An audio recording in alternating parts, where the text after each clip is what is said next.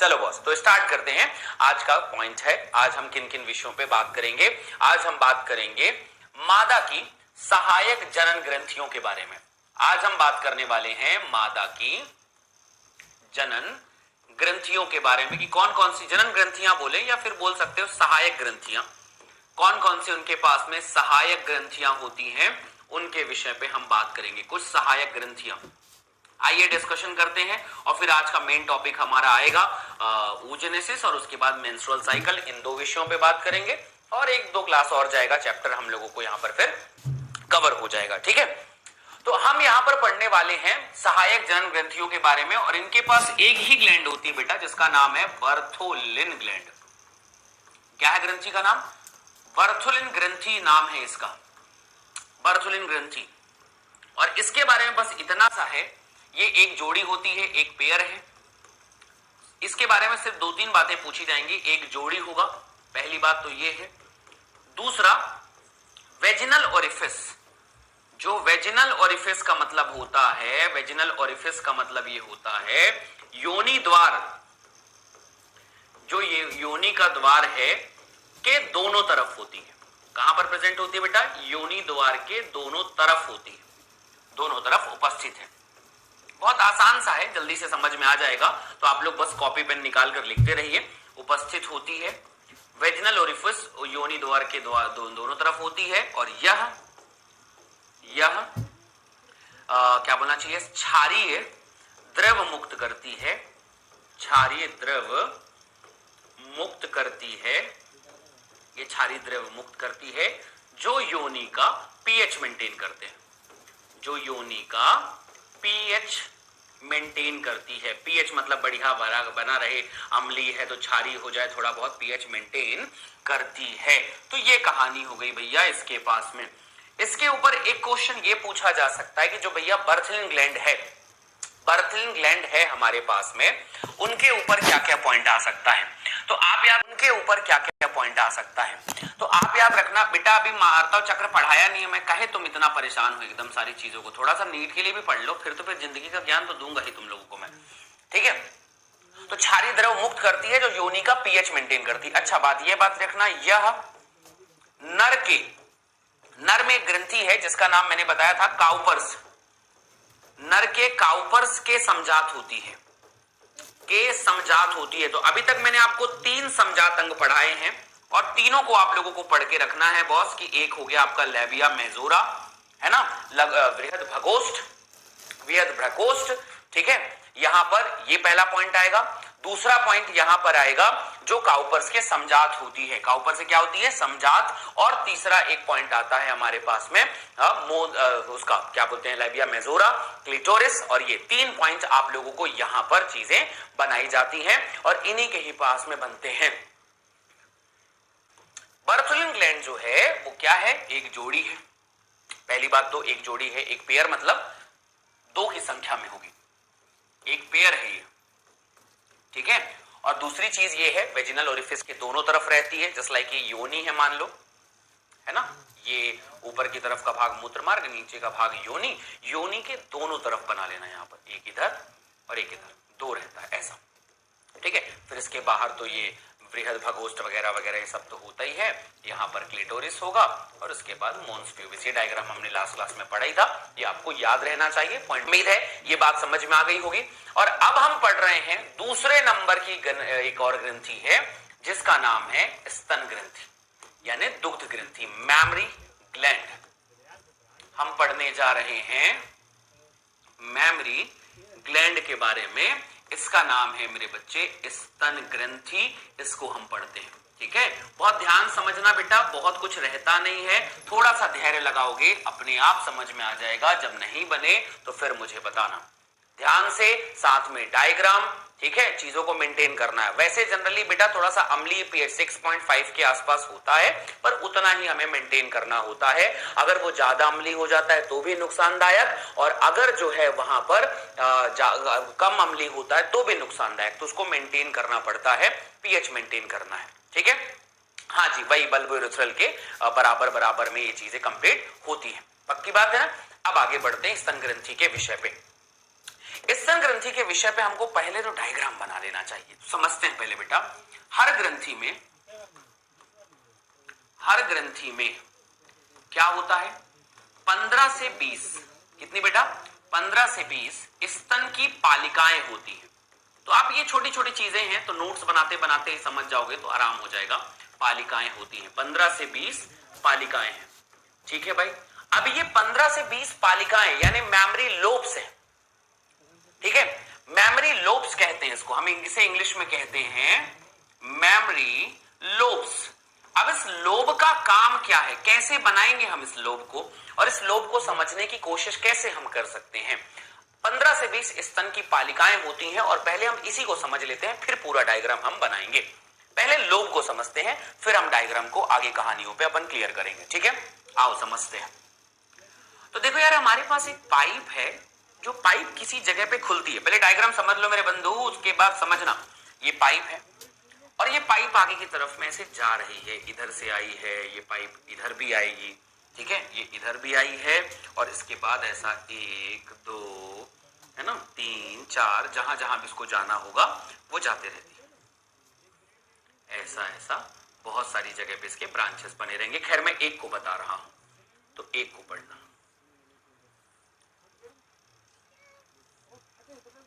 ठीक है। अब डायग्राम बनाने के लिए आपको इससे पूरे फ्लो चार्ट आपके कवर हो जाएंगे, ठीक है। पूरे फ्लो चार्ट आपके कवर हो जाएंगे और जितनी चीजें मैंने आपको दिखानी है वो हर चीज का डायग्राम आपका बन जाएगा। इस जस्ट लाइक का अंगूर का गुच्छा, उसी के जैसा दिखता है पूरा। ये स्ट्रक्चर जो है पूरा अंगूर के गुच्छे के जैसा ही दिखाई देता है। अब इस अंगूर के गुच्छे को बनाते हैं, एक एक करके सबका थ्योरी बनाएंगे। पहले ये वाला डायग्राम एक पहले बना लो ऐसा, फिर उसके बाद हम सबके डायग्राम को जैसा एनसीईआरटी ने बना रखा है वैसा ही बनाएंगे। अब उसकी चिंता बिल्कुल नहीं करना है।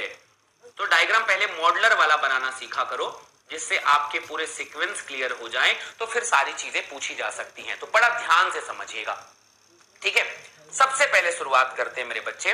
ये जो भाग दिख रहा है इसका नाम है कुपिका, मेमोरी कुपिका मतलब एल्वियोलाई। पहला भाग जो है इसे अपन कहते हैं कुपिका। बहुत सारी कुपिकाएं दिख रही है ना आपको।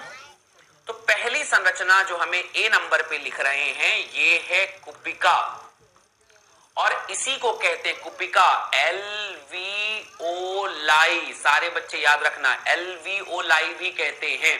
यहां इसे कई बार एक्नी सेल भी कहते हैं, एक्नी सेल भी कहते हैं। यहां दुग्ध बनता है, तो दुग्ध बनने के लिए जो बनता है वो यही है कुपिका। पहला बिंदु दिमाग में बैठ जाना चाहिए, बढ़िया, कुपिका। हाँ जी, कुपिका के अंदर खाली जगह दिख रही है आपको, तो बी नंबर का दूसरा भाग हो गया जिसे हम कहते हैं कुपिकीय अवकाश। ये हो गया कुपिकीय अवकाश। कुपिकीय अवकाश में यहां पर मिल्क यानी जो दुग्ध है वो संग्रह होता है। क्या होता है बेटा? संग्रह, यहीं पर जमा होता रहता है। अब जस्ट एग्जांपल के लिए कि अगर कोई लेडी प्रसव के बाद है, प्रसव के बाद है तो फूला हुआ है, अगर प्रसव से पहले है तो सिकुड़ा हुआ रहेगा, प्रसव के बाद अगर है तो फैला हुआ है, प्रसव के पहले है तो सिकुड़ा हुआ है। तो पहली संरचना हो गई कुपिका, दूसरा हो गया कुपिकी अवकाश। अब इनके बाद नलियां जो दिख रही हैं उनका नाम क्या क्या है? तो इनकी नलिकाओं का नाम, जैसे सबसे पहले ये नलिका हो गई मान लेते हैं, ठीक है। ये तीसरे नंबर का सी ऑप्शन है, इसे हम कहते हैं बेटा मेमोरी ट्यूब्यूल। इसे मेमोरी ट्यूब्यूल कहते हैं, मतलब इसे आप कहेंगे स्तन नलिका, इसे हम कहेंगे स्तन की नलिका, मेमोरी ट्यूब्यूल। ये ध्यान रखना। अब आप पॉइंट यहां पर अगली कहानी पे पहुंचेंगे तो इसके बाद एक बड़ी पाइप दिख रही होगी आपको, दिख रही है? ये चौथे नंबर की पाइप जिसे हम डी कहते हैं, इसे हम कहते हैं मेमरी डक्ट। मेमरी डक्ट, इसे हम कहेंगे स्तन की वाहिनिका इसे आप कह सकते हैं, वाहिनी है, डक्ट है, डक्ट यानी नलिका भी कह सकते हैं। इंग्लिश में याद रखना तो ज्यादा अच्छा पॉइंट आएगा, हिंदी में आपको ये याद रखना कि ट्यूब्यूल्स बेटा जी ये नलिका हो गई, डक्ट। अब इसके बाद क्या बना बता रहा हूं, तुम लोग धैर्य रखो ना, कहां मिल्क कैसे आया, क्या बना, सब बताता हूं। पहले संरचनाओं को समझोगे तब ना डायरेक्टली उसके कार्य पढ़ लोगे।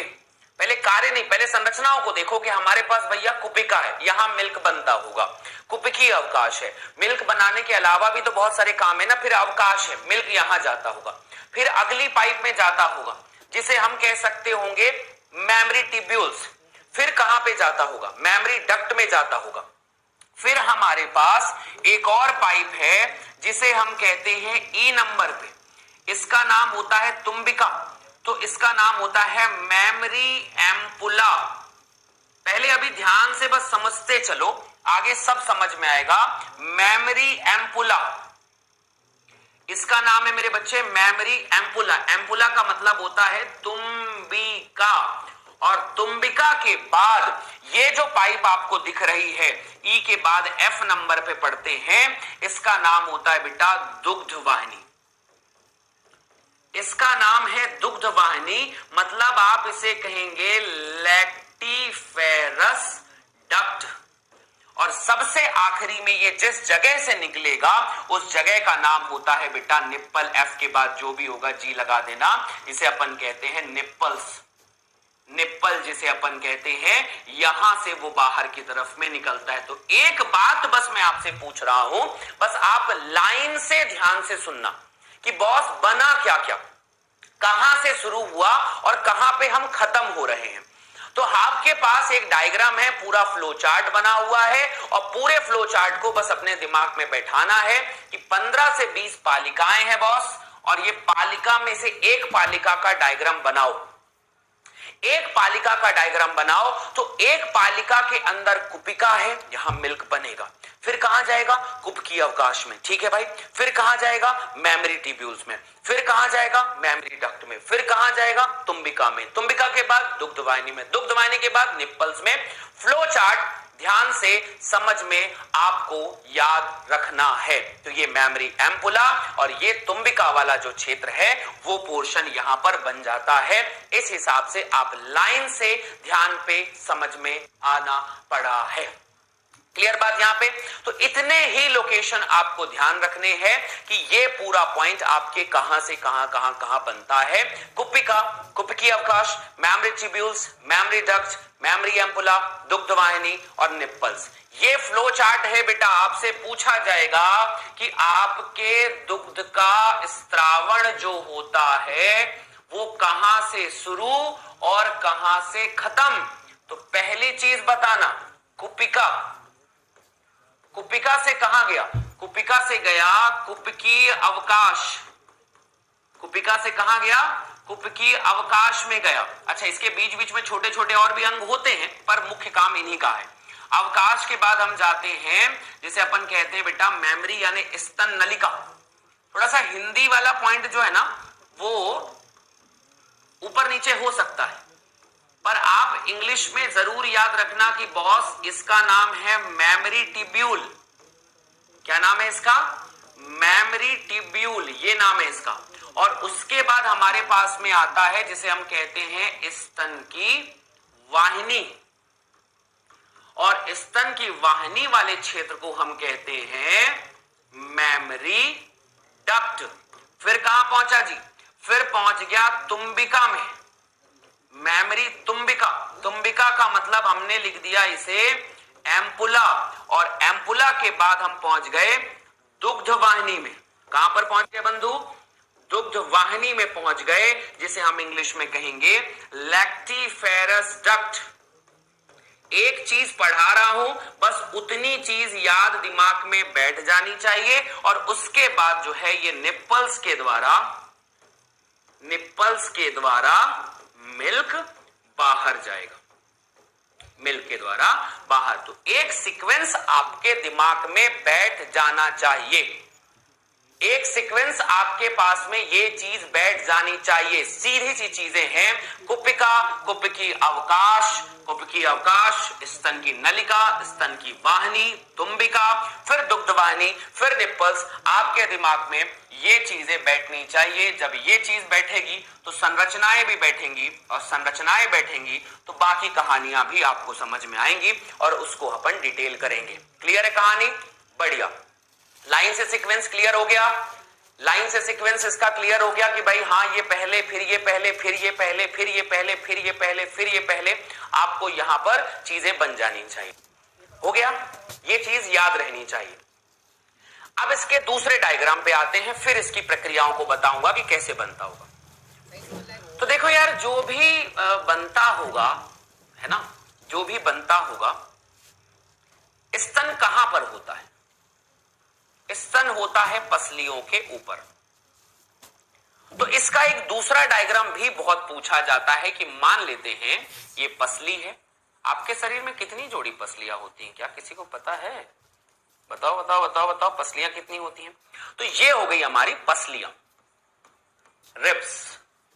ठीक है भाई। पसलियों के बाजू में क्या हो सकता है? पसलियों के बाजू में यहां पर कुछ विशेष प्रकार की पेशी होती है, और वो एकदम स्पेशल पेशी है। यहां पर एकदम स्पेशल पेशी है, स्पेशल स्पेशल एकदम स्पेशल पेशी है। इस पेशी को हम कहते हैं पेक्टोरलिस मेजर, और ये बहुत पूछा जाने वाला क्वेश्चन है कि पेशी का नाम बताओ। तो याद रखना, इस पेशी का नाम होता है पेक्टोरलिस मेजर पेशी, पेक्टोरलिस मेजर पेशी। और ये पेशी यहीं पर प्रेजेंट होती है। पेशी का नाम है पेक्टोरलिस मेजर पेशी। 12 पेयर, क्या बात है, बहुत बढ़िया। तो यहां पर पॉइंट होती है, ठीक है। तो ये पेक्टोरलिस मेजर पेशी है। कौन सी पेशी है बेटा? पेक्टोरलिस मेजर पेशी है। बहुत अच्छी बात है, आगे बढ़ते हैं। अब इस पोर्शन को अगर हम देखें तो ये पोर्शन कुछ इस तरीके से यहां से ऐसा बना हुआ हो सकता है। ठीक है, ये बना हुआ ऐसा हो सकता है। एक मिनट, ये यहां से ऐसा बना हुआ हो सकता है, और उसके ऊपर हमको भी पढ़ना है। तो ये जो पोर्शन बना हुआ है, पहले ध्यान से पढ़ लिया करो। आप लोगों की ना बहुत शिकायतें होती हैं, और उन शिकायतों को खत्म करके अगर हम पढ़ लें तो हमारा आधा काम तो वैसे ही हो जाए भाई, है ना। लेकिन नहीं, हम शिकायत करेंगे, हम आंदोलन जीवी लोग हैं। पहले सुन लो, फिर तुम्हारी सारी परेशानियां वगैरह तो सुन ही लेंगे हम। ठीक है, तो यहाँ पर ये ध्यान समझना कि क्या क्या आगे बढ़ रहा है। तो बॉस ये बात समझ में आई कि इसके चारों तरफ ऐसा यहां पूरा वसा जमा हुआ है, चारों तरफ ऐसा, इधर इधर इधर पूरा चारों तरफ जो है ना वसा जमा हुआ है। क्या जमा हुआ है? वसा, जिसकी वजह से ये फूल जाता है। स्तन ग्रंथि जो है ना फूली हुई होती है। क्यों? क्योंकि इनके पास वसा का जमाव होता है, ऊपर नीचे बीच में इधर इधर इधर सब यहां जमा हुआ होता है। ठीक है, यहां पर ये वसा का जमाव बना रहता है, ये वसा यहां पर जमी हुई रहती है। तो इसे आपसे पूछा जाएगा, तो ये क्या है बेटा? ये याद रखना, वसा का पिंड है, यहां पर वसा जमी हुई रहती है, जिसकी वजह से ये इसे साइज में बड़ा करने में मदद करती है। ठीक है, बड़ा करने में मदद करती है। ठीक है भाई, आगे बढ़ते हैं।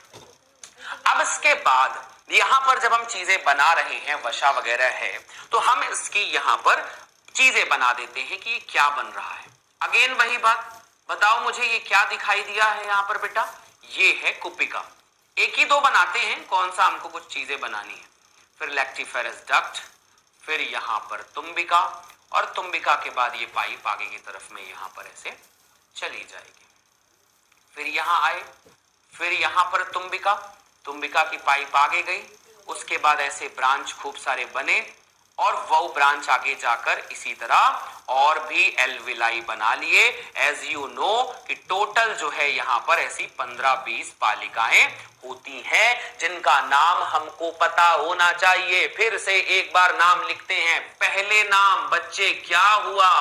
कुपिका हुआ। दूसरा नाम क्या हुआ? दूसरा नाम कुपिकीय अवकाश, कुपिकीय अवकाश हुआ। कुपिकीय क्या हुआ बच्चे? अवकाश हुआ। तीसरा नाम क्या हुआ? तीसरा नाम हुआ है, इसे अपन कहते हैं स्तन की, क्या है बच्चे ये? नलिका हुआ। नलिका के बाद कौन हुआ?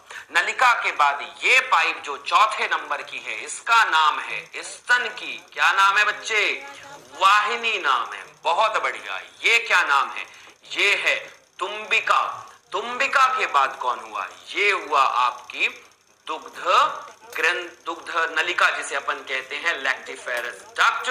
और ये जो बाहर की तरफ दिख रहा है ये निप्पल्स, और निप्पल्स के आसपास का जो थोड़ा सा डार्क इलाका होता है इसे हम कहते हैं बंधु एरोला। एरोला, ये एरोला है। और ये पोर्शन जो है इसे अपन निप्पल या हिंदी में इसे चुचुक या चुचक जो भी कहते होंगे वो एक भाग होता है। इतनी सी बातें हमें पढ़नी होती हैं और यही चीज हमें समझनी होती है। बस 1 2 3 4 5 6 7 ये जो चीज है, पहला कहानी इनके डायग्राम के ऊपर पूछा जा सकता है। बस इतनी बातें ध्यान पे रखना है।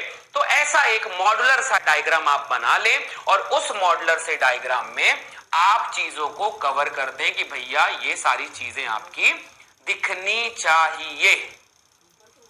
ठीक है, दिखनी चाहिए। ये पोर्शन अगर आपको दिखेंगे तो ये पोर्शन मेमोरी एल्विलाई का है। 4-5 बार डायग्राम बना ही दिए हैं तो चीजें अब ये याद है, बीच बीच में पूरा वसा हुआ भरा हुआ रहता है। तो इतने तरीके से आप इस डायग्राम को बना सकते हैं। ये आपका पोर्शन हो गया।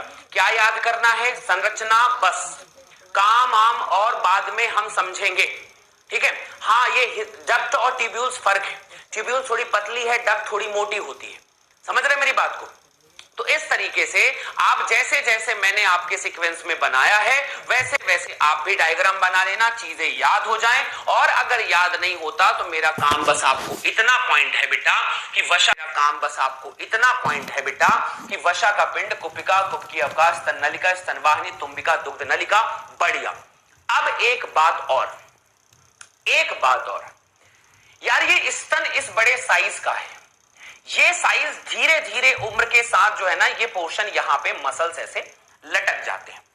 इनके बीच में भी यहां पर आप पोर्शन याद रखना कि यहां से ऐसे बहुत सारे अब बीच बीच में अपन बना सकते हैं।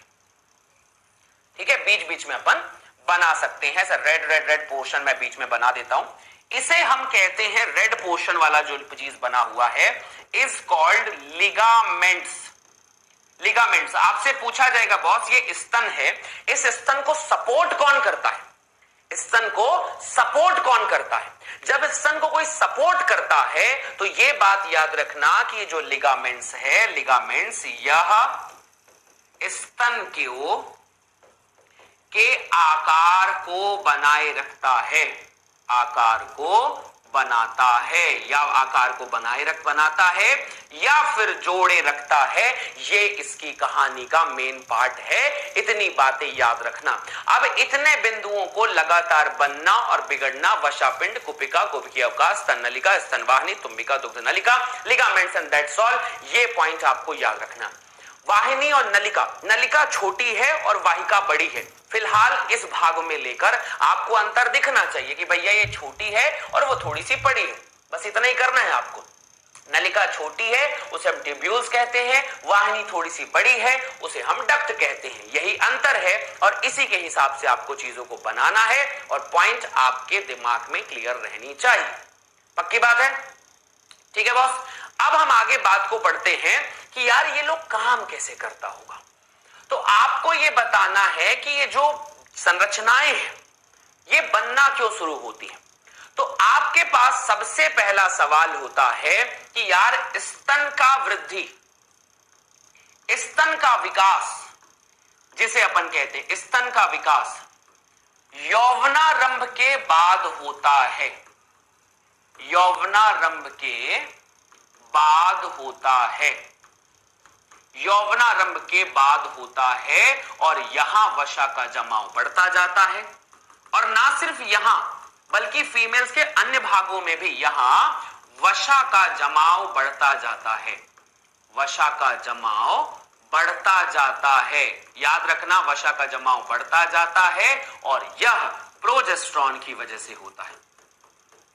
यह प्रोजेस्टेरॉन, हालांकि थोड़ी मात्रा में एस्ट्रोजन, जिसे अपन लैंगिक हार्मोन भी कहते हैं, की सहायता से होगा।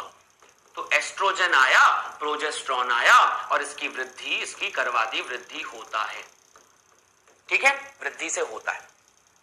इस समय इनके पास जो कुपिका होती है ना, वो कुपिका ऐसे रहती है, बस ऐसे, ये कुपिका है, बस ऐसी कुपिका बनी हुई रहेगी, कहीं फूला उला भाग नहीं है। तो याद रखना, इसे अपन कहते हैं कि गर्भावस्था से पहले की कुपिका। गर्भावस्था से पहले की कुपिका ऐसे दिखाई देगी।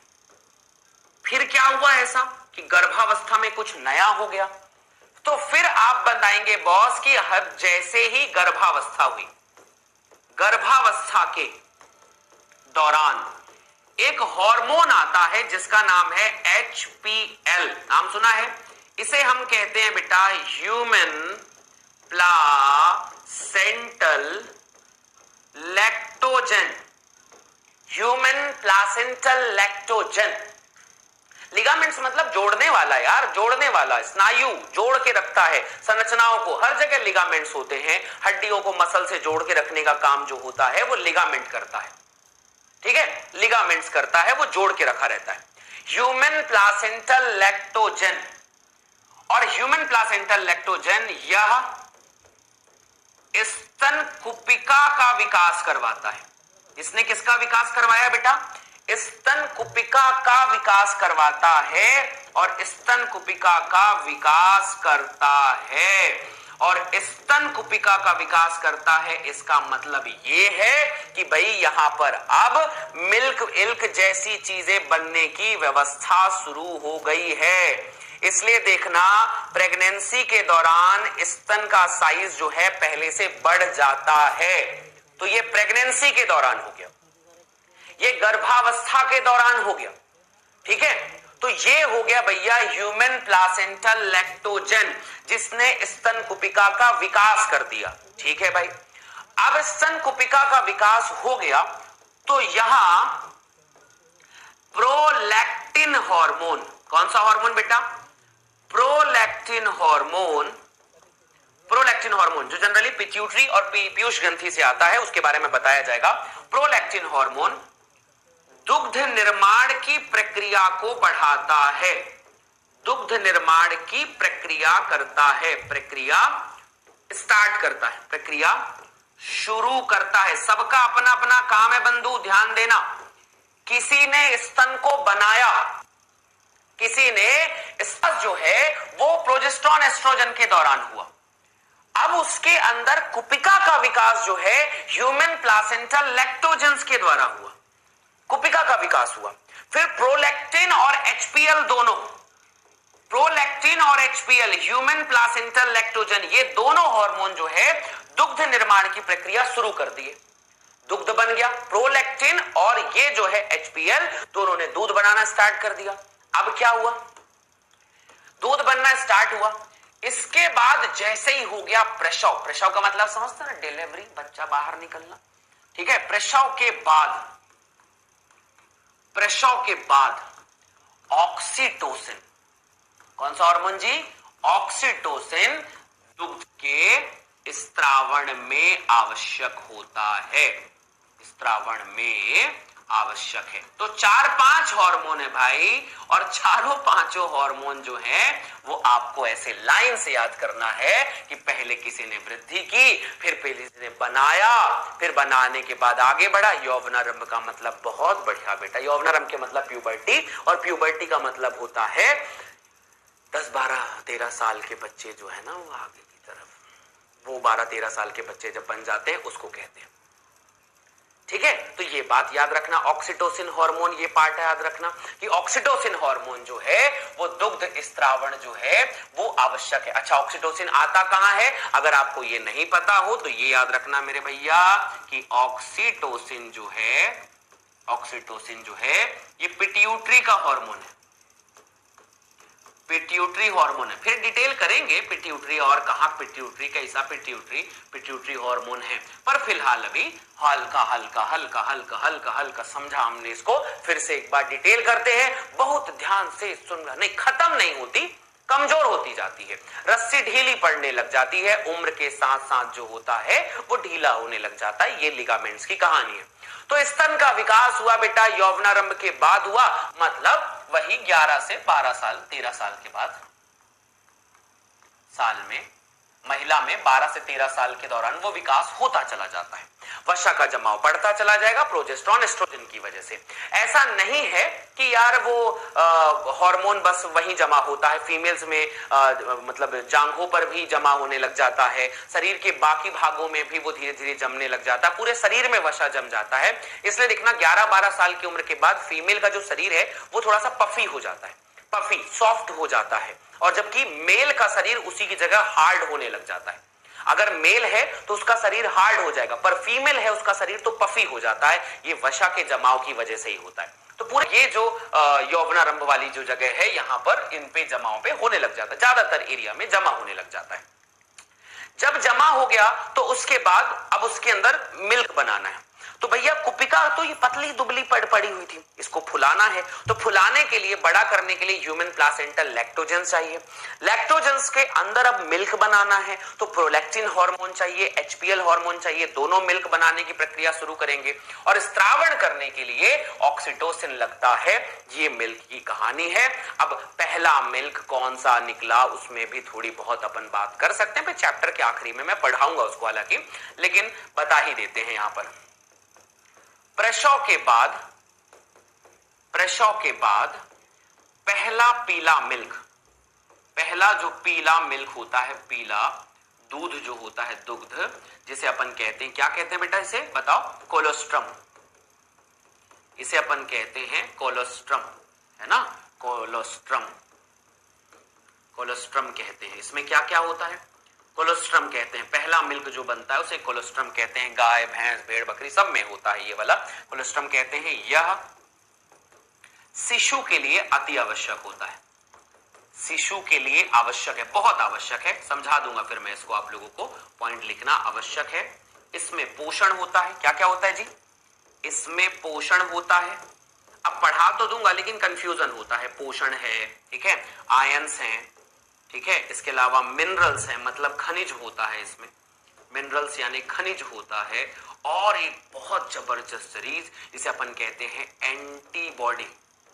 एंटीबॉडी का मतलब होता है भैया कि एंटीबॉडी है इनके पास, एंटीबॉडी, और वो है IgA पाई जाती है। अब बहुत लोगों को नहीं पता होगा IgA, तो आप चिंता बिल्कुल मत करो, किसी टॉपिक में मैं बता दूंगा। 5 प्रकार की एंटीबॉडी होती है, IgA, IgM, IgT, ऐसा ऐसा करके बहुत प्रकार के यहाँ पर पॉइंट होते हैं, तो यहाँ पर बनती है। कई गर्ल्स की मेमोरी ग्लैंड नहीं फूलनी नहीं होती, उसमें वसा नहीं हो, हाँ उसमें वसा कम होती है, वसा कम होती है, ठीक है, वसा कम होती है। समझ गए बात को? तो यहां पर ये वसा कम हो जाती है और इस तरीके से एंटीबॉडी IgA बन जाता है। बात समझ में? इसको फिर मैं समझा दूंगा आपको, आप उसकी चिंता बिल्कुल ना करें। और इस तरीके से मेमोरी ग्लैंड यहां पर कंप्लीट हुआ है। वही तो देखो, IgA क्या है, ये बड़ा सवाल पूछ दिया। एंटीबॉडी, इम्यूनोग्लोबुलिन एक एंटीबॉडी है। जब भी कोई हमारे शरीर में प्रतिजैविक आता है तो हम उसको मारने के लिए एंटीबॉडी बनाते हैं, उसे IgA कहा जाता है। किसी चैप्टर में इसको पढ़ाया जाएगा डिटेल में। आप बस इतना याद रखो कि किसी भी वही खीज, उसी को कहते हैं, खीज कहते हैं, हाँ कोलेस्ट्रम को खीज कहते हैं लोग, खीज, ठीक है, यही खीज है। गाय के उसको जैसे कई जगह से पीयूष, कई जगह से तेली, कई जगह कुछ और कहते रहते हैं, वो सब कुछ वहां पर रहता है। ठीक है भाई, यहाँ पर बढ़िया। तो वो यहाँ पर ये पॉइंट बनता है और इस तरीके उसमें बहुत एंटीबॉडी, बहुत कुछ, बहुत सारा कुछ होता है, तो यहाँ पर ये बनता है। खैर, इतने बिंदु हमारे सामने हैं और अब हम पढ़ने जा रहे हैं अंड जनन की तरफ में। तो यहाँ तक क्लियर आप लोग को होना चाहिए। उम्मीद है यहाँ तक चीजें आपको समझ में आएंगी, क्योंकि बहुत आसान है, कुछ बड़ा लंबा चौड़ा कुछ तो है नहीं, सिंपल सा था, क्लियर हो गया होगा। ठीक है, मेरी बात समझ में आ गई? तो ये बात हो गई भैया, प्रोलैक्टिन ये वो वगैरह वगैरह सारा चीज जो है इस तरीके से काम करता है। क्लियर है बॉस यहाँ पे? बढ़िया, हाँ बहुत बढ़िया। ठीक है बॉस, तो यहां तक सारे हार्मोन्स के कार्य लिखा दें, फिर किसी चैप्टर में उसको क्या करेंगे, जिस चैप्टर में है उस चैप्टर में पढ़ाएंगे बेटा सारे हार्मोन्स के काम। ठीक है, यहां तक पहली बात समझ में आई? ह्यूमंस खाते हैं, कई बात कर रहे हैं, फटता है वो, उसके अंदर केमिकल्स ज्यादा है, वो केमिकल्स जो है न्यूट्रिशन है, वो फटता है उसका। ठीक है, तो वो चीज है उसका। उसी तरीके से बनते से पहला चावल है वो गीला बनेगा, फैक्ट है, तो उसके अंदर ज्यादा स्टार्च है, ज्यादा अभी परिपक्व नहीं हुआ है, तो वो वैसा रहेगा, धीरे धीरे पुराना होता चला जाता है, वो काम करता जाता है। ठीक है, हाँ पीयूष कहते हैं, हाँ पीयूष कहते हैं, क्या बात है, बहुत बढ़िया। चलो बॉस, अब हम सबसे बढ़िया टॉपिक पे चल रहे हैं, और अब हम सबसे कठिन टॉपिक भी है ये, जिसका नाम है अंड जनन, और इसे इंग्लिश में कहते हैं oogenesis। सारे बच्चे बहुत ध्यान से पढ़ना, आधी कहानी पहले ही बता चुका हूं, क्योंकि तुम उन बच्चों में से हो जिन्हें मैंने पहले ही अर्धसूत्री विभाजन पढ़ाया है, और जिसे पहले ही मैंने यहां पर बाकी सारी चीज पढ़ाई हुई है कि पुटिका क्या होता है, पुटिका में कौन सी लेयर होती है। अब उसको धैर्य के साथ सुनना तो चीजें समझ में आएंगी। सारे बच्चे बहुत ध्यान से मेरी बात को समझना, 2 से 3 पार्ट में अलग अलग मैं पढ़ाऊंगा, बहुत ध्यान से तुम्हें ये चीजें समझ में आ जाएगी, मजा आ जाएगा। तो यार अंड जनन जिसे oogenesis कहते हैं, उस oogenesis के कार्यक्रमों को सुनना है पहले। oogenesis क्या क्या है बॉस? ये oogenesis के बारे में सबसे पहली चीज तो ये है कि यह भ्रूणीय अवस्था में शुरू होने वाली प्रक्रिया है, भ्रूणीय अवस्था। और भ्रूणीय अवस्था में भी कह दे तो तीसरे महीने में शुरू हो जाती, भ्रूणीय अवस्था में प्रारंभ हो जाती है। तो पहली जरूरी बात, शुक्र जनन 12-13 साल में हुआ था, ये भ्रूणीय जनन अवस्था में प्रारंभ होती है। भ्रूणीय अवस्था में जब वो 3 महीने का बच्ची थी तभी वो प्रक्रिया शुरू हो जाती है, तभी वो प्रक्रिया शुरू हो जाती है जिसे भ्रूणीय अवस्था में प्रारंभ होती है, पहली जरूरी बात। अंततः अंड जनन के पश्चात दूसरा अंतर बताना, अंड जनन के फलस्वरूप जब अंड जनन हो जाता है तो कितने अंड का निर्माण होता है? एक अंड एवं 3 ध्रुवीय काय। अब ये ध्रुवीय काय बनेंगे कि नहीं बनेंगे वो एक अलग चीज है, पर एक अंड 3 ध्रुवीय काय बनते हैं, ये प्रीवियस ईयर का क्वेश्चन था तो पूछा जाता है। और शुक्र जनन में कितना बनता था? 4 शुक्राणु। 4 शुक्राणु वहां पर बनता था, यहां पर केवल एक अंड जनन बनता है और 3 ध्रुवीकाय छोटे छोटे बनते हैं। जबकि शुक्राणु जनन में ये तुम्हारा काम है, तुम्हारा काम है कि ये भ्रूणीय अवस्था में प्रारंभ हुआ, तो तुम क्या करना, यहां पर ऐसे लाइन खींचना और इधर लिख लेना शुक्र जनन में। शुक्र जनन में क्या क्या होता है तो बताना। शुक्र जनन में भैया ये तो 11-12 साल में शुरू होता है, यहां तो 4 शुक्राणु बनते हैं। ठीक है, हाँ 2 या 3 वही है, तो अंततः अगर बनेंगे तो 3, नहीं तो 2 भी क्यों बनेंगे, 2-3 मेन आंसर 3 जो है ध्रुवीकाय मान सकते हो एक अंड के साथ में ये प्रक्रिया बनती है। यह असतत चलने वाली प्रक्रिया है, मतलब यह सतत प्रक्रिया नहीं है। सतत का मतलब क्या होता है? कंटिन्यू चलने वाली प्रक्रिया नहीं है, कंटिन्यू सतत प्रक्रिया नहीं है, बहुत रुक रुक के चलती है, बहुत नखरा इसका, प्रक्रिया नहीं है। और इसके बारे में क्या कहा जाएगा यार? ये तो सतत है, लगातार चलती है, सतत है। इसके बारे में कहा जाएगा 4 शुक्राणु बनते हैं। एक और बोला जाएगा कि बॉस यहां पर क्या बोलते हैं, ये क्या था, 12-13 साल में स्टार्ट होती है। ये शॉर्टकट हो गया, तुम लोग खुद से डिटेल में लिखना, तुम लोग डिटेल में लिखना कि 4 शुक्राणु बनते हैं, यहां पर 12-13 साल में शुरू हो गई, ये सतत चलेगी, ये सतत चलेगी। ठीक है, सतत चलेगी। तो ऐसा कार्यक्रम यहां पर होता है। यहां परिवर्धन मतलब ऐसा है कि विभाजन के बाद परिपक्वन परिवर्धन नहीं होता। मैं बताता हूं इसका क्या नहीं होता है। और आपको पता है कि यहां पर परिवर्धन परिपक्वन होता है, जिसे मैंने स्पर्मियोजेनेसिस कहा था। यहां परिवर्धन होता है। आइए समझते हैं अब ये सब कैसे होता है और क्यों होता है, वगैरह वगैरह वगैरह वगैरह वगैरह हम पॉइंट होकर। ठीक है, मतलब यह सतत प्रक्रिया नहीं है, मतलब असतत है, वही मतलब है। सतत प्रक्रिया नहीं है। असतत लिखा होता असतत है, या फिर कहते कंटिन्यू प्रक्रिया नहीं है, मतलब रुक रुक के चलने वाली प्रक्रिया है। परिवर्धन मतलब मैंने आपको बताया था कि गोल गोल शुक्राणु पुरुषु बनता है, फिर वो परिपक्व होकर शुक्राणु बनता है। यहां पर ऐसा कुछ नहीं होता, डायरेक्टली बन जाता है, डायरेक्टली बन जाता है। ठीक है, थर्ड मंत्र शुरू करते हैं मजेदार प्रक्रियाओं को, और ये कब शुरू होगी और कब खत्म होगी बढ़िया भी पक्का नहीं है। समझ रहे बात को? पक्का नहीं कि हमेशा पूरी भी होती है, ये रुक जाती है, रुक जाती है भाई, कभी भी शुरू होती है और कभी भी रुक जाती है, कभी भी चलती कभी भी रुक जाती है, और पूरी जीवन में सिर्फ 10-12 बार होगी तो होगी, अदरवाइज होती भी नहीं। समझ गए बात? बनती भी नहीं है कई बार। तो शुरुआत कर रहे हैं यहां पर मेन प्रक्रियाएं। ठीक है, शुरुआत करते हैं, समझे? आओ बंधु समझते हैं। यहां पर पहले एकदम थोड़ा सा शॉर्टकट वाला गौर करिएगा, फरमाइए जरा यहां पर, नहीं तो ये याद नहीं होता, प्राण पखेरु उड़ने लग जाते हैं। पिछले साल इसके ऊपर क्वेश्चन आया था, लोगों को दिमाग खराब होकर 72 हो जाता है। 2N कोशिका का नाम बोलिए, नाम बोलिए जी। उ गो नी आ, उगोनिया, मतलब इसे अपन क्या कहते हैं? अंडाणु मात्र कोशिका। ठीक है, तो चाहे आप हिंदी में कहो चाहे इंग्लिश में कहो, तुम्हारी मर्जी है, जैसा कहना है कहते रहो। ठीक है, अब ये द्विगुणित कोशिका कौन सा विभाजन करेगी? ये विभाजन करेगी सबसे पहले कौन सा जी? बताइए, समसूत्री विभाजन। कौन सा विभाजन जी?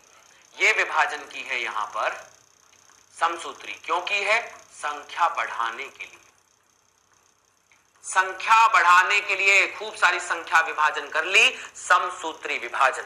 वो उगोनिया था, यहां पर भी क्या है? उगोनिया, और अगर उनमें से एक है तो उगोनियम कहते हैं इसको। वही जैसा स्पर्म था वैसा ही ओवा, जैसे स्पर्म वैसे ही ओवा। अब ध्यान सुनना, आगे बढ़ते हैं। ये हो गया काम। इसके बाद ये उगोनिया तनिक थोड़ा वृद्धि किया, और वृद्धि करने के बाद द्विगुणित तो था ही, बाहर की तरफ एक लेयर बना लिया, और ये विभाजन ये जो बना ना, इसका नाम है बेटा प्राथमिक अंडाणु कोशिका। कुछ अंतर है क्या अभी तक नर और मादा में? बताओ तो। अगर शुक्राणु जनन याद है मेरे बच्चे, तो अंडाणु जनन भी यहां तक याद होगा। अब सवाल आता है कि यहां से यहां तक कौन सा समय है? गुणन प्रावस्था। तो आपसे कहा जाए कि गुणन प्रावस्था, और यहां से यहां तक की कौन सी प्रावस्था? वृद्धि प्रावस्था। और ये दोनों जो है भ्रूणावस्था से पहले ही संपन्न हो गया।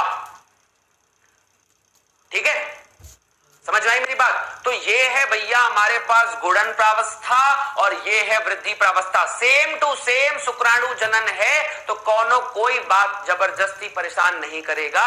गुणन प्रावस्था हो गई, वृद्धि प्रावस्था हो गई, अपने दिमाग पे जोर मत डालो, बन गया प्राथमिक अंडाणु कोशिका। Hence proved. कहानी बढ़िया आगे कहानी है। अब क्या होगा? डिटेल थोड़ा जानना है। अब ये हुआ कि प्राथमिक अंडाणु कोशिका जो है ना, इसने अपने बाहर की तरफ एक लेयर बनाया जोना पेलिसिडा, और उसके बाहर बना दिया एक लेयर। ठीक है, मैं इसको थोड़ा सा बताता हूं, रुको, पहले इसको शॉर्टकट वाला फटाफट खत्म कर देते हैं, फिर समझते हैं इसको। नहीं, डिटेल ही करते हैं, रुको, अब समझना इसको। इसने क्या किया? बाहर की तरफ ये कोशिका है, बाहर कोशिका ने एक मृत पदार्थ लिपोसैकेराइड केमिकल एमिकल डाला, और एक लेयर बना दिया, नाम रखा जोना पेलिसिडा। और जोना पेलिसिडा के बाहर गौर करना, एक और लेयर बना दिया, नाम है जोना ग्रेन्युलोसा। कितनी लेयर बना जी? 2 लेयर बनाया है। अंदर द्विगुणित है और 2 लेयर बना दिया। तो सबसे पहले ये कौन सी लेयर है? इसका नाम है जोना पेल्यूसिडा। कहा था डिटेल में पढ़ाएंगे। जोना पेल्यूसिडा यह मतलब लिपोपॉलीसैकेराइड की बनी होती है। यह कहना चाहिए अजैविक है, अजीवित है, निर्जीव लेयर है। निर्जीव परत है, निर्जीव परत केमिकल से बनी हुई है, जीवित परतों में नहीं माना जाता इसको, निर्जीव परत है। इस परत का कोई जीवित वाली कहानी बिल्कुल नहीं है। तो ये हो गया निर्जीव परत। बाहर की तरफ कौन सी लेयर है जी? जोना ग्रेन्युलोसा। क्या कोई मुझे बताएगा कि जोना ग्रेन्युलोसा जो परत है, जोना ग्रेन्युलोसा जो परत है, ये लेयर आ गई, और जोना ग्रेन्युलोसा की वजह से इसका नाम क्या पड़ता है? इसका नाम पड़ता है प्राथमिक पुटक।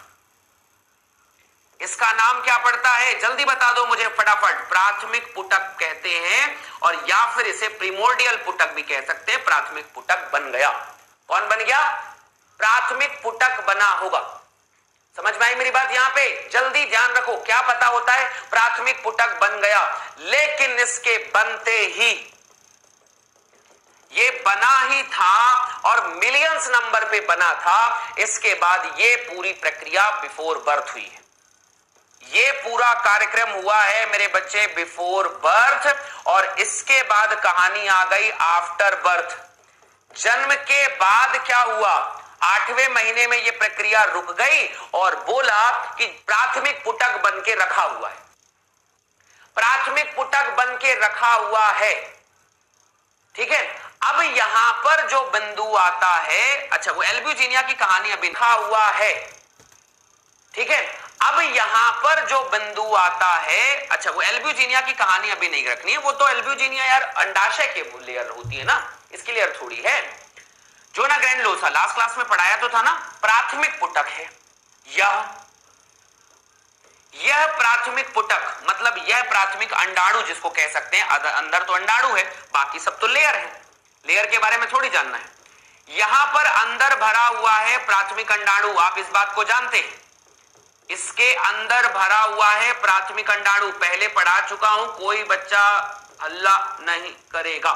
प्राथमिक अंडाणु अर्धसूत्री प्रथम के, कौन सी अवस्था बेटा जल्दी बोलो? अर्धसूत्री प्रथम के, अर्धसूत्री प्रथम के प्रोफेज। प्रोफेज का मतलब होता है पूर्वावस्था प्रथम, पूर्वावस्था प्रथम, पूर्वावस्था प्रथम के कौन सा स्टेज? डिप्लोटीन स्टेज में, डिप्लोटीन अवस्था, युग्म पट्ट जिसे कहते हैं, डिप्लोटीन स्टेज में अरेस्ट हो जाता है। अरेस्ट का मतलब मैंने बताया था, और बहुत पहले भी जब बताया था, अरेस्ट हो जाता है। रुक गई भैया प्रक्रिया, अर्धसूत्री प्रथम शुरू हुआ था, और अर्धसूत्री प्रक्रिया कौन से स्टेज में रुक गई? अर्धसूत्री प्रक्रिया जो है वो रुकी है अर्धसूत्री प्रथम के, प्रोफेज प्रथम के डिप्लोटीन स्टेज में। जिसने भी मेरी पुरानी क्लासेस अर्धसूत्री विभाजन की देखी है, उसे ये बात बिल्कुल क्लियर होगा कि डिप्लोटीन स्टेज में जाकर सारा कार्यक्रम रुक गया। नखरा करेगा भी ये, नहीं बढ़ेंगे आगे, नहीं जाएंगे, रुक गया, रुक जाता है। डिप्लोटीन स्टेज में जाकर रुक गया। कब? जन्म के बाद, आफ्टर बर्थ। शुरू बिफोर बर्थ हो गया था, जन्म से पहले शुरू हो गया था, जन्म से पहले शुरू हो गया था। तो याद रखना, अर्धसूत्री विभाजन स्टार्ट हुआ, आप इसमें लिखेंगे कि मियोसिस 1 जो है वो स्टार्ट हुआ, पर प्रोफेज में गया ही था कि जन्म होने के 8वें महीने जब होने वाला है, तो प्राथमिक अंडाणु अर्धसूत्री प्रथम विभाजन के प्रोफेज 1 के पूर्वावस्था, जो इसे अपन प्रथम कहते हैं, उसके डिप्लोटीन में रुक गया। रुक गया डिप्लोटीन में, क्लास नहीं रुक गया, डिप्लोटीन रुक गया, वो रुक गया है भाई। अब आगे बढ़ेंगे। अब जब वो डिप्लोटीन में रुक गया है, वो डिप्लोटीन में रुक गया है, आगे लेकर चलो। ठीक है भाई, मान लिया रुक गया है, तो यह प्रक्रिया कब तक रुकी रहेगी पता है? आप इसके आगे लिखेंगे कि यह प्रक्रिया यौवनारंभ तक। कब तक बेटा? यौवनारंभ मतलब कम से कम 11 से 13 साल मानते हैं हम इसको, 11 से 13 साल तक अरेस्ट रहती है। क्या रहती है बेटा? अरेस्ट रहती है। बढ़िया है यार, ये तो अरेस्ट रहती है। फिर कब स्टार्ट हुआ? यौवनारंभ के पश्चात। असल में यौवनारंभ के बाद कुछ हार्मोन्स आते हैं, तो यौवनारंभ के पश्चात अब ये कार्यक्रम आगे बढ़ेगा, यौवनारंभ तक रुकी हुई है और तब तक जो प्राथमिक पुटक है वो कितना बचेगा आपको पता है? प्राथमिक पुटक अब बचा है केवल 60,000 से 80,000 तक, 60,000 से 80,000 तक बचा है, बाकी सारे जो होते तक बचा है, बाकी सब खत्म हो गए। अब अपने पास लिमिट है कि 60,000 से 80,000 बचे हैं और 60,000 से 80,000 तक पॉइंट समझ में आता है, ये पॉइंट बनता है। कहानी समझ में आई? तो इस तरीके से आपके पास में प्राथमिक प्रोफेज डिप्लोटिन स्टेज में अरेस्ट हो जाता है और यौवनारंभ के 11 से 13 साल की उम्र तक रुका हुआ है, तब तक प्राथमिक पुटक 60,000 से 80,000 तक ये बचा है। इतनी प्रक्रिया यहां पर हो रही है। फिर भी अब यौवनारंभ के बाद क्या होता है? यौवनारंभ के पश्चात आप सभी जानते हैं मेरे बच्चे कि हमारे पास जो प्राथमिक पुटक है, हमारे पास जो प्राथमिक पुटक है, यौवनारंभ के बाद हर महीने, ये बात याद रखना, यौवनारंभ के बाद 60,000 80,000 है ना, यौवनारंभ के बाद हर महीने एक प्राथमिक जो पुटक है वो वृद्धि करता है और विभाजन प्रारंभ करता है और रुका हुआ विभाजन आगे लेकर जाता है। सारे के सारे नहीं करते, केवल कोई एक करता है, रुका हुआ विभाजन आगे बढ़ता है। कैसे बढ़ेगा जी? आगे बढ़ता है, बहुत ध्यान से लिखते चलो, सब समझ में आएगा। डिटेल वाला जान लो, थ्योरी वाला तो तुम 2 मिनट वाला तो ऐसे ही समझ में आ जाएगा यार, कोशिका याद करवाना वो तो तुरंत याद करवा दूंगा कि बस यौवनारंभ हो गया। यौवनारंभ के पश्चात इस 60,000 80,000 में से 60,000 80,000 में से कोई एक आगे बढ़ेगा और जो आगे बढ़ा है वो पहले कैसे आगे बढ़ेगा?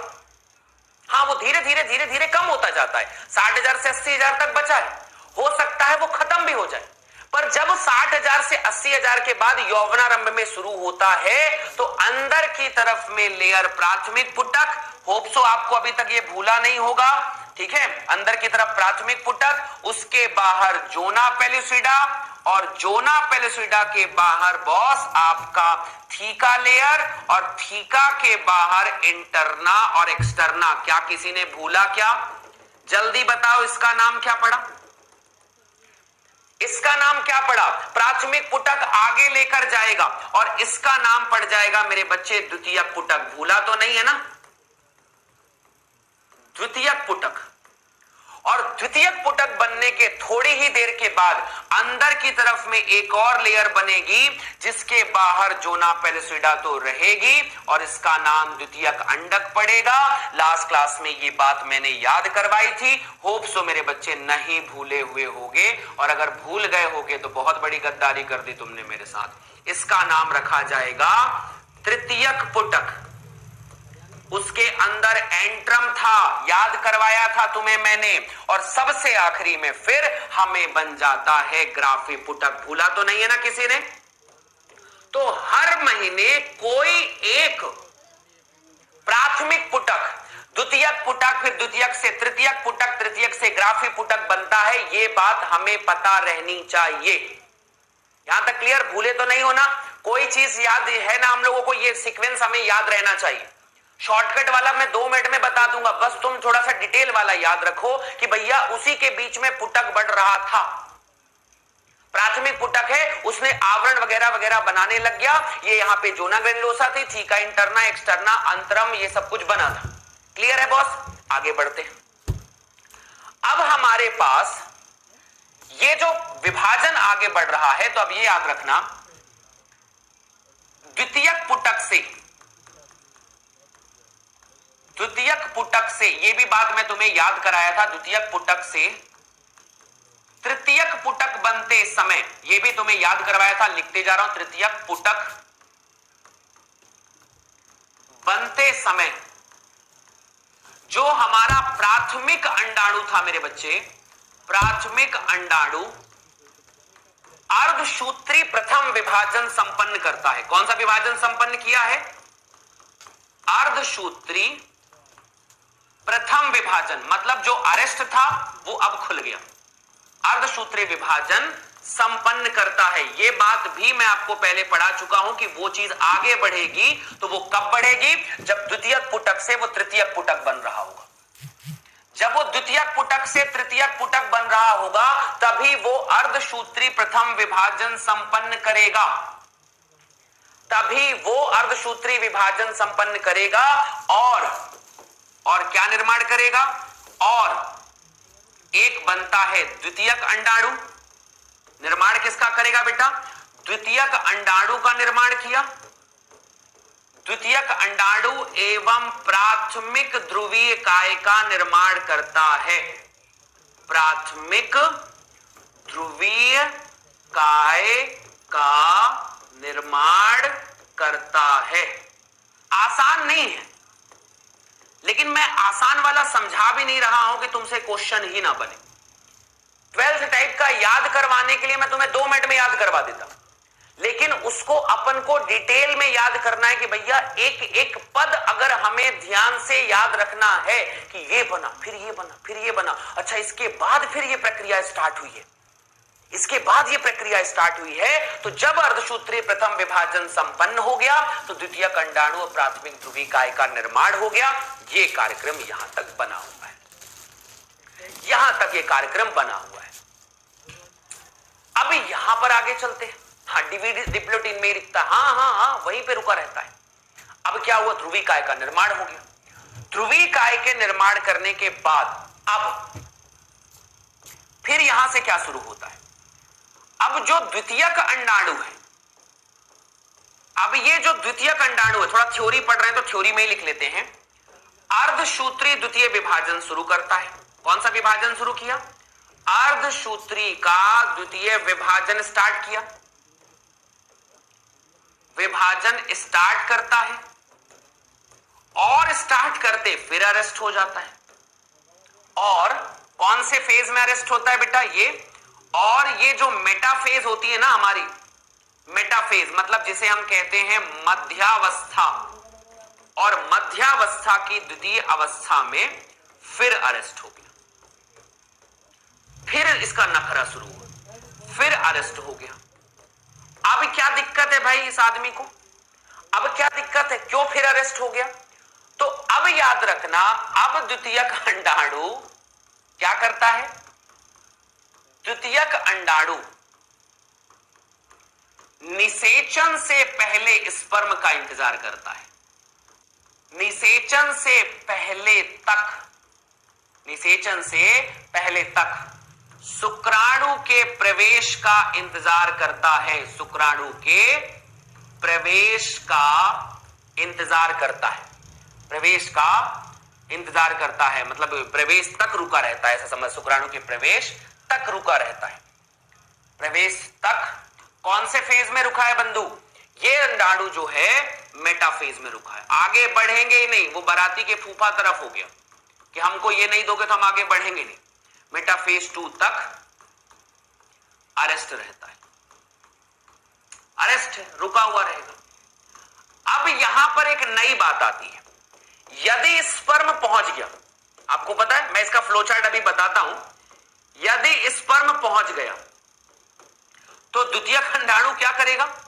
अगर स्पर्म पहुंच गया तो द्वितीयक अंडाणु अर्धसूत्री द्वितीय शुरू कर देता है। अर्धसूत्री द्वितीय संपन्न करके कंप्लीट कर देगा। और संपन्न करके क्या बनाएगा? संपन्न करके बनाता है अंडाणु एवं अंडाणु बनाता है। हैप्लॉइड ओवम कहते हैं इसको, हैप्लॉइड ओवम कहते हैं इसको। इसी को ओटिड कहा जाता है एवं द्वितीयक ध्रुवीय काय बनाता है। द्वितीयक ध्रुवीय काय बनाता है। बना दिया वो कहानी। कि वो मेल में हो रहा था वैसे ही यहां पर भी रुकता है, रुका हुआ है, सब ध्रुवीकाय बनता जाता है। और यदि स्पर्म नहीं पहुंचा तब, और यदि स्पर्म नहीं पहुंचा, भैया अगर स्पर्म नहीं पहुंचा तो द्वितीयक अंडाणु, जो द्वितीयक अंडाणु है वो 2-3 दिन में मर जाता है। 2 से 3 दिन में अरेस्ट हुए ही मर जाता है, रुके हुए ही मर जाता है, अरेस्ट हुए ही विछड़न में मर जाता है, मर जाता है। खत्म हो गई कहानी वहीं पर उसकी। इसीलिए कहते हैं कई बार कि क्या अंडाणु जनन, अंडाणु जनन जो है, सवाल पूछा जाता है कि अंडाणु जनन जो है भाई, अंडाणु जनन जो है वो कब हुआ, कब संपन्न हुआ? तो संपन्न होने के लिए स्पर्म में से मिलना पड़ेगा, और अगर स्पर्म से नहीं मिला, अब स्पर्म से कितने बार ही मिलेगा, जितने बार निषेचन, जितने बार प्रेगनेंसी होगी उतने बार ही मिलेगा ना, बाकी टाइम तो मिल नहीं पाएगा। तो बाकी टाइम जब नहीं मिल पाता है तो ये मर जाता है और पूरी प्रक्रिया कभी नहीं हो पाती है। अब इसका एक शॉर्टकट वर्जन बताता हूं, पहले ये अगर समझ में आ जाए तो ये वाला फिर एक बार रिवीजन कराऊंगा। एक शॉर्टकट वर्जन पढ़ते हैं, फिर आगे मैं बताता हूं, बहुत ध्यान समझना, ठीक है? चलो बॉस, पहला सवाल ध्यान से सुनना मेरे बच्चे, जल्दी जल्दी बताते रहना। ये मेरे पास कौन सी कोशिका है? ऊगोनिया। फिर मैं तुमसे पूछूंगा, बिना तुम्हें समझाए आगे नहीं बढ़ेंगे, टेंशन ना लेना, क्योंकि एक एक चीज बेटा अब इसके ऊपर क्वेश्चन आते हैं, आसान भाषा में पढ़ने का वक्त नहीं है इसको, ये बहुत ध्यान से पढ़ना पड़ेगा। ये भी ऊगोनियम है, ठीक है भाई? इसने वृद्धि किया और वृद्धि करके इसने क्या निर्माण किया? ये बस नहीं पढ़ना है, प्राथमिक अंडाणु, द्वितीयक अंडाणु, यही सब नहीं बस पढ़ना है, ठीक है भाई? बहुत अच्छा, ठीक है। उसके बाद इसने विभाजन विभाजन किया होगा, जैसा कि एनसीईआरटी में बना हुआ है। ये द्विगुणित से किस में कन्वर्ट हो गया? अगुणित में। अब इसका नाम क्या है? द्वितीयक अंडाणु। क्या नाम है इसका? द्वितीयक अंडाणु। और एकदम बहुत ही छोटी सी कोशिका नाम होगा, इसका नाम क्या होगा? इसका नाम होगा मेरे बच्चे प्राथमिक ध्रुवीय काय। क्या आप मुझे बताएंगे कि इन दोनों के बीच में कौन सा विभाजन हुआ होगा? ये विभाजन है समसूत्री विभाजन। बहुत बढ़िया। इन दोनों के बीच में क्या हुआ होगा? वृद्धि हुई होगी। बहुत बढ़िया। इन दोनों के बीच में क्या हुआ होगा? अर्धसूत्री प्रथम। पर बंधु याद रखना, रुक रुक के हुई है प्रथम, कंप्लीट नहीं हो गई है, रुक रुक के हुआ है प्रक्रिया। पढ़ा। अब यहां पर द्वितीयक अंडाणु फिर विभाजन करेगा। अब अगर यहां पर स्पर्म पहुंचा है तो, अगर स्पर्म प्रेजेंट है तो आगे बढ़ा है, नहीं तो मर जाएगा, आगे नहीं बढ़ेगा। और द्वितीयक अंडाणु जो है यहां पर कौन बना? यहां पर बना है बेटा अंडाणु, इसी को हम कहते हैं ओटिड, ओवम। समझे? ये कौन सा विभाजन किया है जी? यहां पर किया है मेरे बच्चे अर्धसूत्री द्वितीय। कौन सा विभाजन है ये? अर्धसूत्री द्वितीय। तो पहले तो ये बात तो याद रख लो, इसको आप इतना याद कर लो कि इतने पॉइंट आपको बनने ही चाहिए, इतना ही चीज आपके दिमाग में बैठना ही चाहिए। द्वितीयक ध्रुवीय काय, इतना तो कम से कम याद ही कर लो। ये कौन है, क्या हो रहा है, कब हो रहा है, कितनी चीजें इसमें काम आ रही हैं। तो यहां से यहां तक की अवस्था है मेरे बच्चे गुणन प्रावस्था। कौन सी प्रावस्था है ये? गुणन प्रावस्था कहते हैं। यहां से यहां तक की व्यवस्था क्या है? इसे हम वृद्धि प्रावस्था कहते हैं। और यहां से यहां तक की क्या है बेटा? इसे अपन कहते हैं परिपक्वन अवस्था या प्रचुरोद्भवन अवस्था। प्रचुरोद्भवन अवस्था, ये अवस्थाएं हमारे सामने है। इनके बीच बीच का जो रुकावट है वो फिर बाद में पढ़ लेंगे। इतनी बात पहले ध्यान से समझिए में। अरे यार, फीमेल में स्पर्म नहीं निषेचन होगा, निषेचन मेल स्पर्म जब भेजने जाएगा वहां पर, इसी टाइम पे जब द्वितीयक अंडाणु बन के रखा हुआ है, तब उस समय स्पर्म पहुंच गया अगर, ठीक है, स्पर्म पहुंच गया फीमेल में। कैसे पहुंचता है फीमेल में स्पर्म? संभोग के दौरान। तो जब संभोग के दौरान वहां पर पहुंच जाएगा, ये वहां पर इंतजार करता रहेगा। अगर इंतजार करता रहेगा तो आगे चलेगा, और अगर इंतजार नहीं करता रहेगा, अगर ये मर गया तब तक स्पर्म के आने का कोई मतलब ही नहीं। समझे बात को? तो इस तरीके से पूरी कहानी आप लोगों को याद रखनी है कि भैया मेरे पास पहले उगोनिया था। अरे क्या था? उगोनिया थी। अब जब उगोनिया जो है, तो यहां पर समसूत्री विभाजन हुआ तो बहुत सारे उगोनियम बन गए।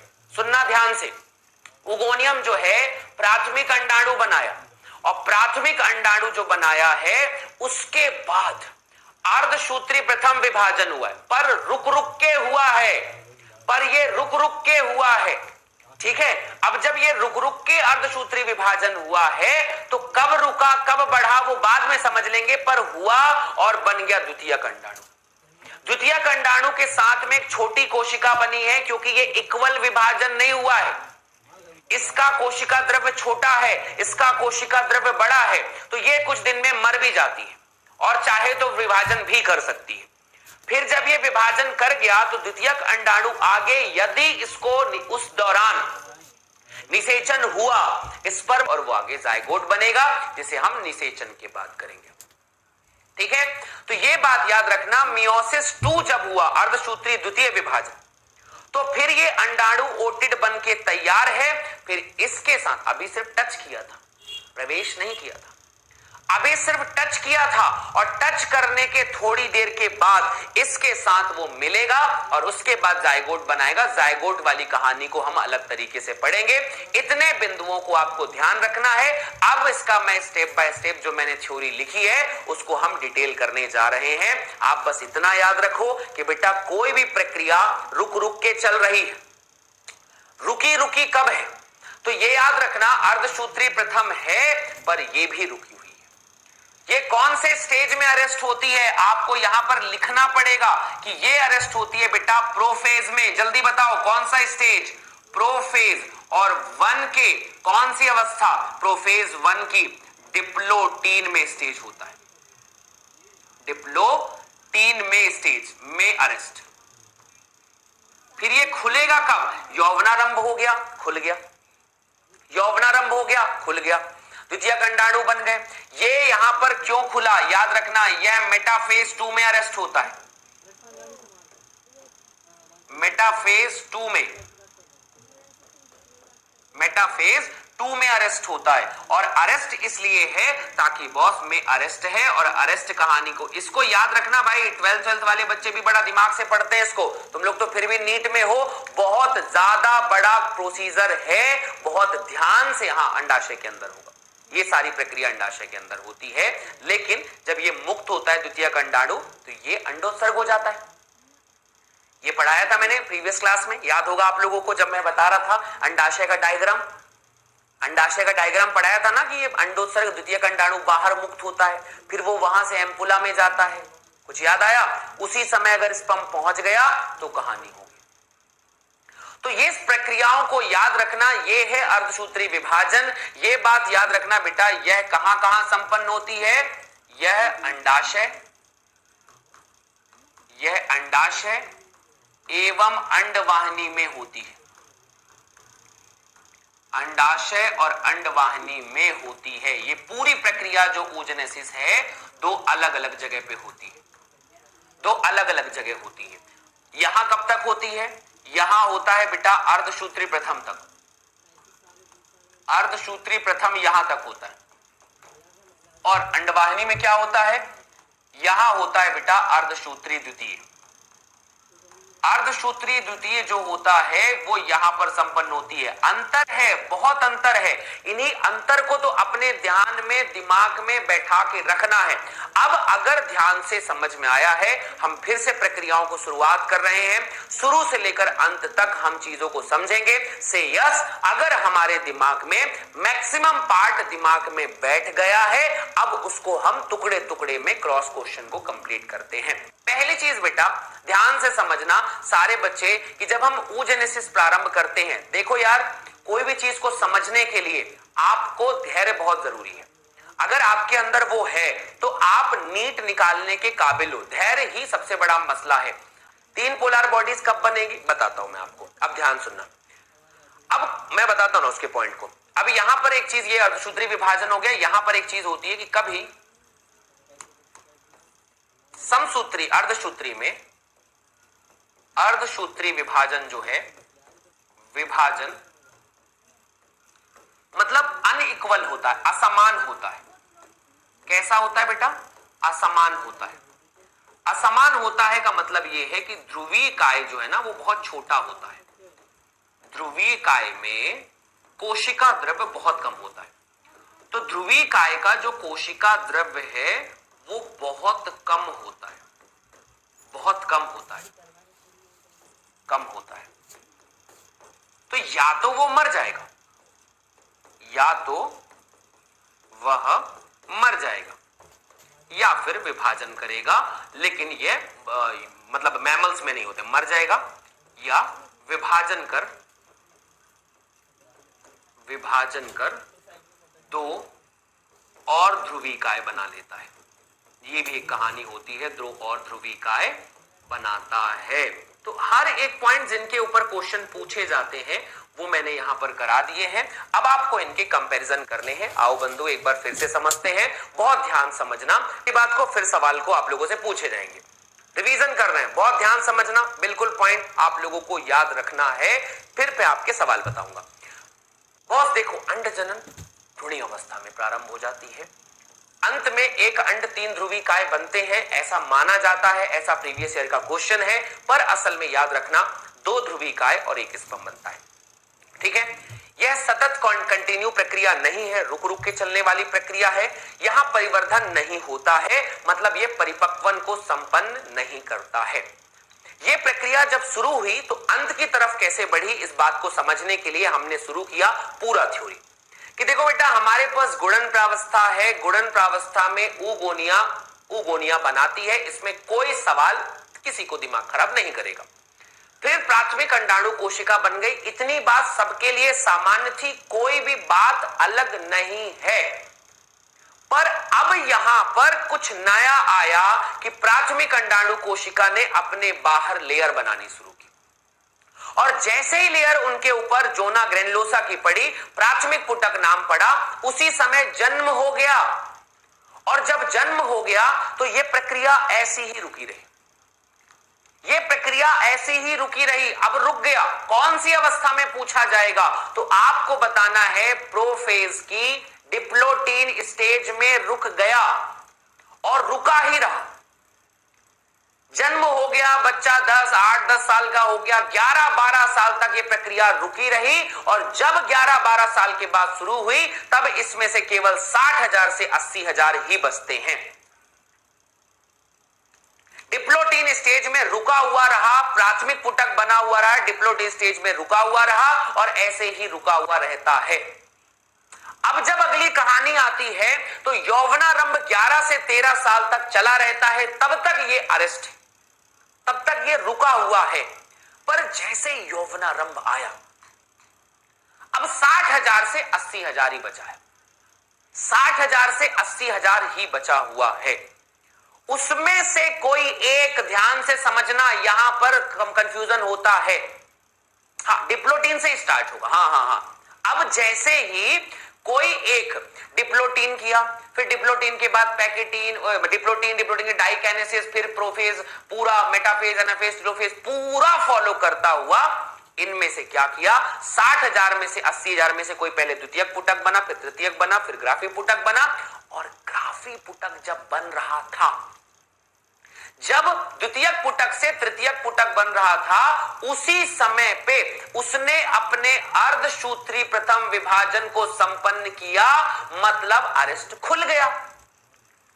इसका मतलब यह है कि अरेस्ट खुल गया, और अरेस्ट खुल गया मतलब अब वो डिप्लोटीन से डाइकाइनेसिस में गया होगा, फिर मेटाफेज में गया होगा, फिर एनाफेज में गया होगा, फिर टीलोफेज में गया होगा, फिर कैरियोकाइनेसिस, साइटोकाइनेसिस पूरा किया होगा, 2 कोशिकाएं बन गई। अब वहां पर अंदर 2 कोशिकाएं बन गई, और जो दो कोशिकाएं बनी है वो एक द्वितीयक अंडाणु है। जो दो कोशिका बनी होगी एक द्वितीयक अंडाणु है और दूसरे का नाम प्राथमिक ध्रुवीय काय है। दूसरे अरेस्ट का मतलब रुक जाना, वहीं पे अरेस्ट, खत्म, वहीं पे, अब आगे बढ़ेगा ही नहीं। दो नाम जल्दी बताना, दो कोशिकाएं कौन सी बनी है? द्वितीयक अंडाणु बड़ी कोशिका है। द्वितीयक अंडाणु जो है वो बड़ी कोशिका है और छोटी कोशिका का नाम क्या है? छोटी कोशिका जो बनी है उसका नाम प्राथमिक ध्रुवीय काय है। अरे क्या है?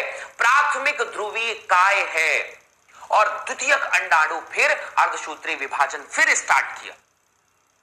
वो बनते ही फिर द्वितीय विभाजन स्टार्ट कर दिया, लेकिन अब की बार प्रोफेज तो हो गया पर मेटाफेज में जाकर रुक गया। जब मेटाफेज 2 मध्यावस्था द्वितीय में फिर अरेस्ट हो गया, अब ये अरेस्ट आगे कैसे खुलेगा? अब ये अरेस्ट तभी खुलेगा जब संभोग होगा, निषेचन वहां पर जाएगा, स्पर्म वहां पर जाएगा और पहुंचेगा, अदरवाइज मर जाएगा। छोटी कोशिका मर गई उसके बाद, और क्या, चाहे तो विभाजन की, अदरवाइज मर गई। ध्रुवीय कोशिका का कोई सिग्निफिकेंट रोल नहीं है। ध्रुवीय कोशिका या तो मर जाती है या तो आगे चलती है।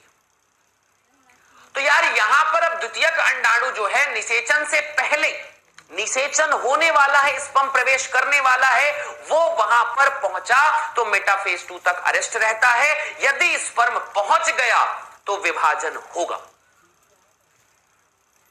विभाजन होगा। अंडाणु जनन पूरी प्रक्रिया कभी नहीं होती जब तक निषेचन ना हो जाए। शुरू कब हुआ है? भ्रूणीय अवस्था में। खत्म हो सकता है 60 साल में भी हो सकता है 50 साल में हो सकता है 20 साल में हो जाए, अलग अलग प्रक्रिया है। अदरवाइज अगर वो स्पर्म नहीं पहुंचा तो वो 12-13 साल में चलेगी। तो ये बहुत अधिकतम समय जब तक फीमेल में अंडाणु जनन चलेगा, संभोग मतलब सेक्सुअल इंटरकोर्सेस यार, जहां पे सीमेन जो है वो पहुंचता है वहां तक, ठीक है। स्पर्म मतलब वहां पर सेक्सुअल इंटरकोर्सेस जिसको कहते हैं। अब अगर स्पर्म पहुंच गया वहां पर तो वो आगे जाकर दो चीज बनाएगा, एक अंडाणु और एक द्वितीयक ध्रुवीय काय। अगर स्पर्म नहीं पहुंचा, स्पर्म वहां पर नहीं पहुंचा तो अंडाणु 2-3 दिन देखेगा, इंतजार करेगा और उसके बाद वहीं पे मर जाता है। अब ये कहानी आपके सामने है और ये याद रखना बॉस कि ये दोनों प्रक्रियाएं अंडाशय में भी होती है, अंडवाहिनी में भी हो सकती है और अर्धसूत्री विभाजन असमान होता है।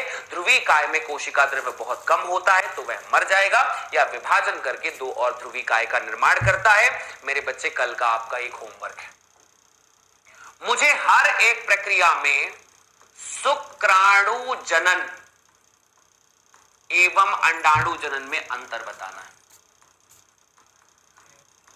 अंडाणु जनन में अंतर, हर चीज में अंतर बताओ और कम से कम जो है ना वो 5-6 अंतर बताना, 5 अंतर कम से कम होने चाहिए, क्योंकि इनके ऊपर अच्छे सवाल आते हैं, कंपेयर करवाया जाता है और हर साल सवाल आते हैं, तो आप लोगों को ये पॉइंट लिखना पड़ेगा।